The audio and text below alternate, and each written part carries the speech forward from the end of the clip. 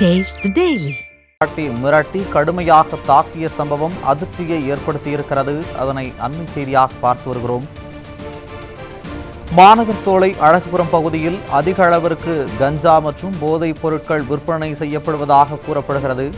இதுகுறித்து பொதுமக்கள் காவல் நிலையத்தில் புகார் அளித்தும் நடவடிக்கை எடுக்கப்படவில்லை என குற்றம் சாட்டப்பட்டிருக்கிறது. இந்நிலையில் கஞ்சா விற்பனை குறித்து சோலை அழகுபுரம் பகுதியில் வசிக்கும் முதியவரான பாண்டி மற்றும் அவரது மகன் கார்த்திக் ஆகியோர் காவல் நிலையத்தில் சென்று புகார் அளித்த நிலையில் கஞ்சா விற்பனை கும்பலைச் சேர்ந்த ரவுடிகள் பாண்டியின் வீட்டிற்கு சென்று கத்தி, வாள், அரிவாள் உள்ளிட்ட பயங்கர ஆயுதங்களை காட்டி மிரட்டியதுடன் தாக்கியுள்ளனர். மேலும் அப்பகுதி மக்களை பார்த்து கஞ்சா விற்பனை செய்வது குறித்து காவல்துறையில் புகார் அளிப்பீர்களா என ஆயுதங்களை காட்டி மிரட்டியுள்ளனர். ரவுடிகள் தாக்கியதில் காயமடைந்த தந்தை, மகன் மருத்துவமனையில் அனுமதிக்கப்பட்டுள்ள நிலையில் காவல் நிலையத்தில் புகார் அளித்தவர்களின் முகவரி கஞ்சா விற்பனை கும்பலுக்கு தெரிந்தது எப்படி என அப்பகுதி மக்கள் கேள்வி எழுப்பியுள்ளனர். காவலர்கள் மாமூல் வாங்கிக் கொண்டு கஞ்சா உள்ளிட்ட சட்டவிரோத போதைப் பொருட்கள் விற்பனையை கண்டுகொள்வதில்லை என புகார் கூறும் பொதுமக்கள் கஞ்சா 2.0 என பெயரிடும் விளம்பர மாடல் அரசால் போதைப் பொருட்கள் மிகை மாநிலமாக தமிழகம் மாறுவதாக குற்றம் சாட்டுகின்றனர்.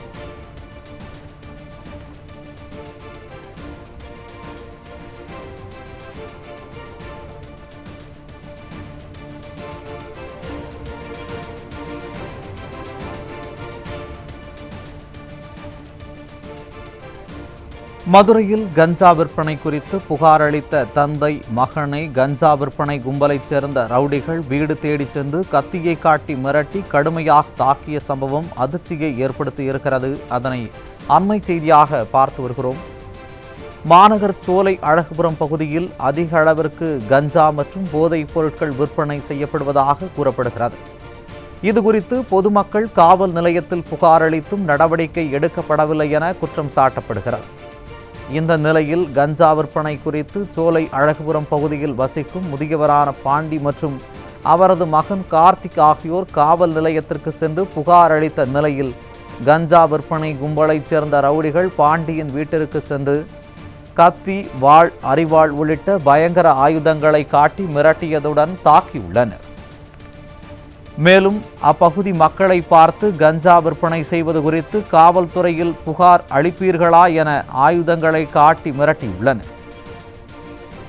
ரவுடிகள் தாக்கியதில் காயமடைந்த தந்தை, மகன் மருத்துவமனையில் அனுமதிக்கப்பட்டுள்ள நிலையில் காவல் நிலையத்தில் புகார் அளித்தவர்களின் முகவரி கஞ்சா விற்பனை கும்பலுக்கு தெரிந்தது எப்படி என அப்பகுதி மக்கள் கேள்வி எழுப்புகின்றனர்.